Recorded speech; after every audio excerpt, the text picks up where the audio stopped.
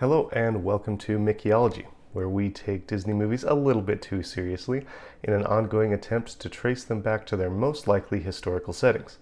I'm Austin Wrathall, professional history teacher and lifelong Disney devotee. It's been a while since I've posted a video, so we are covering two movies today. We are examining one of the most famous, beloved, and magical stories in the Disney catalog, Beauty and the Beast. Anyone who is familiar with these movies knows they take place in France, but where exactly and when?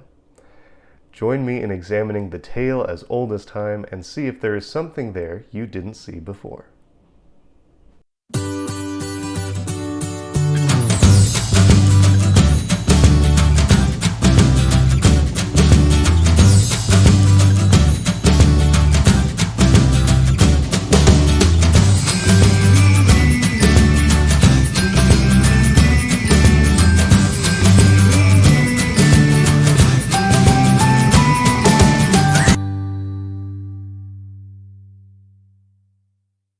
Clue number 1.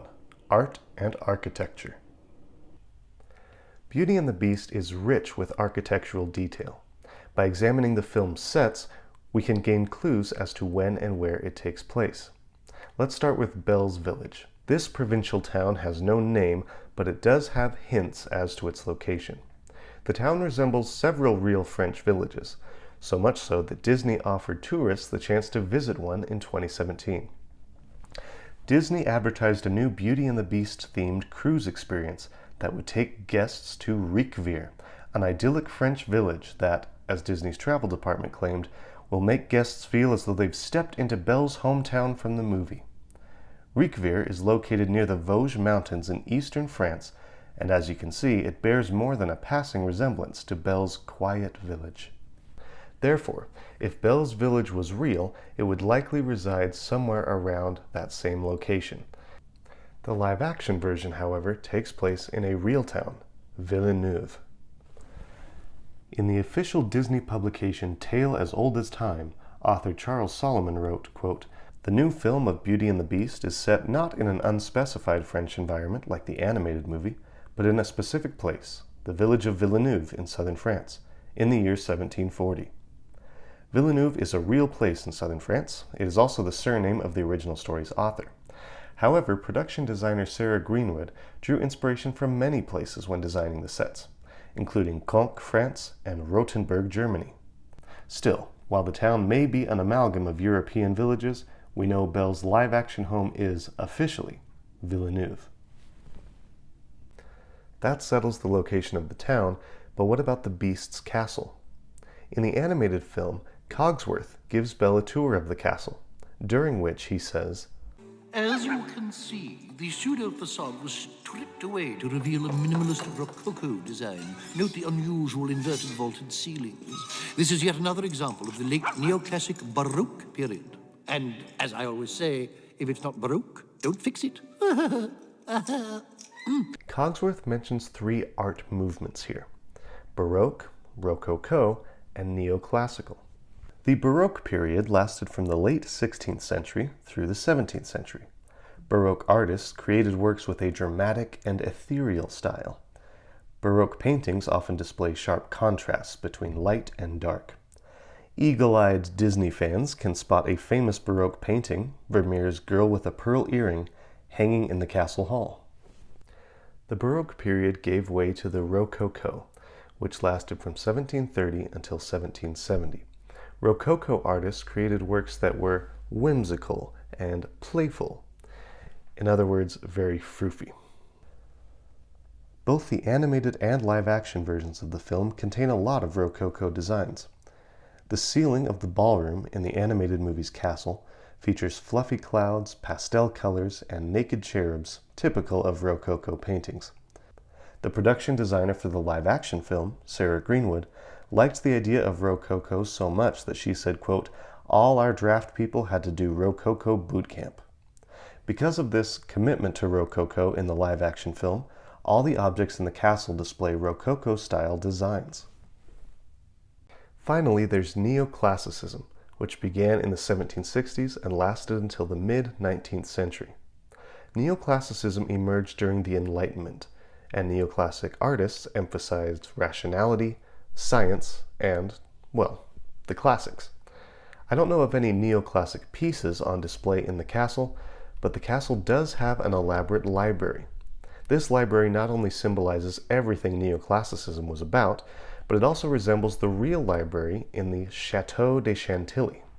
The Duke of Aumale began this massive book collection during the neoclassic era, and it grew to include over 60,000 volumes. To be fair though, I think the Beasts collection has that one beat. Cogsworth's description of the castle's architecture dates it to sometime in the mid to late 1700s. This makes sense, since the castle resembles several real-life French castles, or chateaux. Animators visited the Château de Chambord on their research trip for the 1991 film, and Sarah Greenwood visited it when she did research for the 2017 version. Francis I oversaw Chambord's construction in the early 1500s, and it now features Rococo designs. Another chateau, the Vaux-le-Vicomte, features a grand salon that bears a remarkable resemblance to the ballroom in which Belle and the Beast share their iconic dance. The live-action version of the castle also drew influence from a Rococo church in Bavaria and the Palace of Versailles, famous for its Rococo decorations. Versailles, Chambord, and Vaux-le-Vicomte all reside in the central to northern region of France, so the Beast's castle would probably reside somewhere in that region as well. We can therefore deduce that the village in the animated film lies somewhere in central France. The village in the live-action film lies in the south of France, and the Beast's castle, in both versions of the film, lies somewhere in northern France. We now know where the movie takes place, and we know when the live-action movie takes place, 1740. But what about the animated film?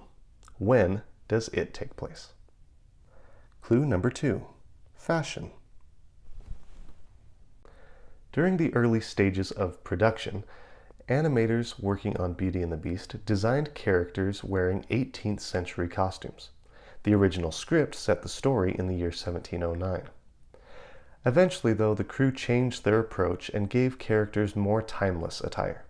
However, the film's two most famous outfits still fit in a specific period of French fashion. In the ballroom scene, the Beast wears a suit with a waistcoat, white cravat, and dark breeches. European men began wearing suits in the late 17th century. Cravats originated in 1636 and quickly became a popular fashion accessory in Paris. After the French Revolution, which began in 1789, breeches went out of fashion, and men adopted the pants worn by the lower classes. In revolutionary France, it was much safer to look lower class, for obvious reasons.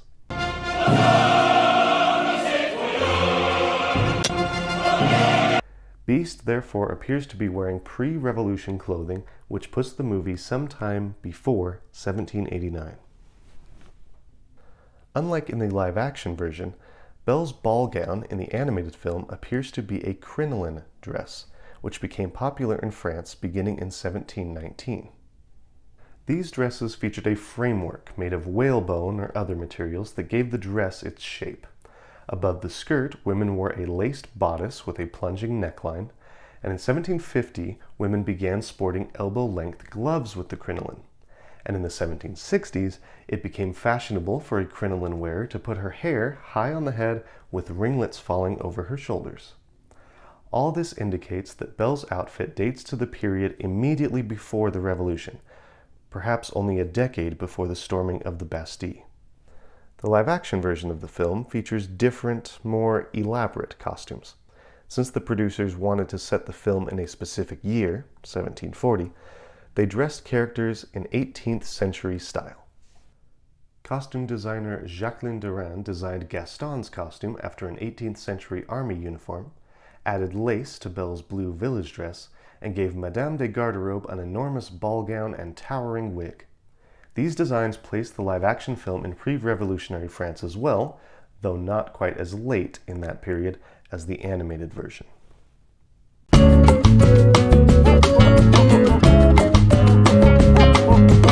While Beauty and the Beast is fictional, Several episodes from French history echo the story in intriguing ways.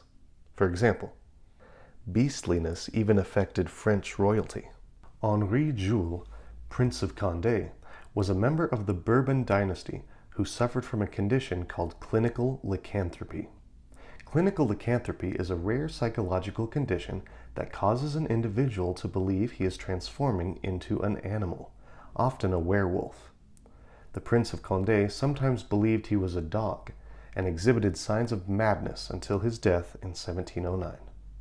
A darker incident occurred in the 1760s when a mysterious beast began attacking villagers in southern France. The beast of Gévaudan would kill women and children, cutting its victims' throats or even decapitating them.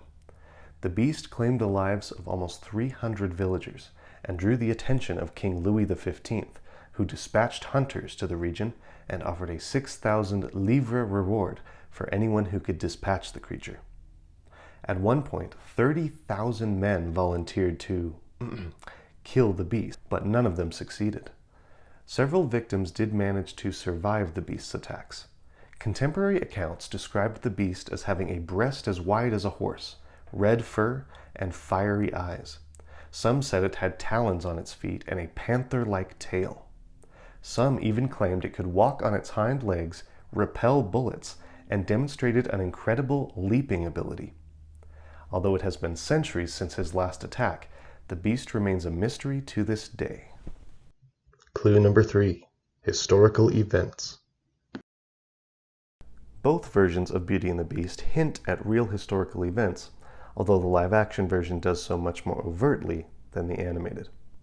Probably the most overt reference to real history comes when the Beast and Belle visit her childhood home in Paris, and she learns that her mother died of the plague. You must leave. Now. Quickly, before it takes her too.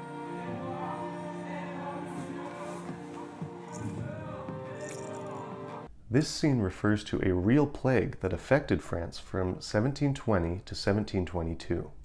A ship carrying infected crewmen arrived in Marseille in May 1720, and by the time officials quarantined the crew and confiscated the infected cargo, it was too late.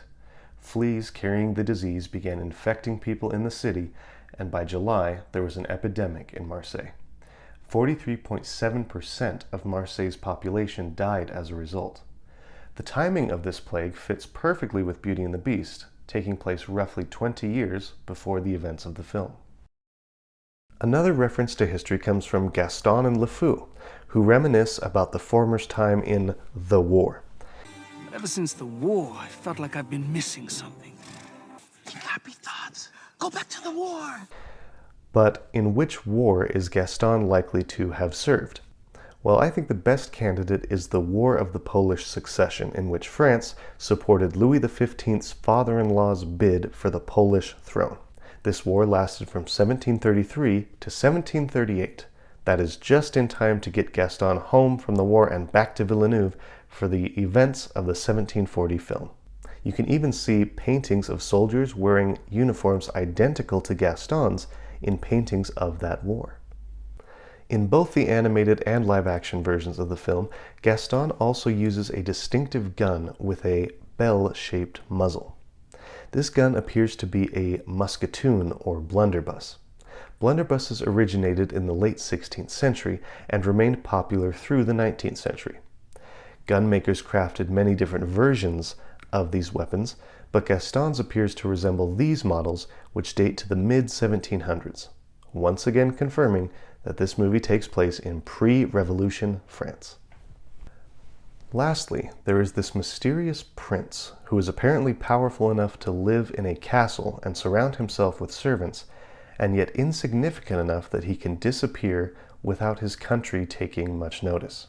Now, the live-action version of the film ties up this loose end by making the enchantress cast a memory spell on the villagers. Still, aren't princes the rulers of their countries, or at least next in line to the throne? How could a prince possibly disappear without throwing his country into some kind of chaos? As it turns out, the answer is pretty simple. Like other monarchs throughout European history, French kings often had multiple sons, so of course there would often be multiple princes alive at one time.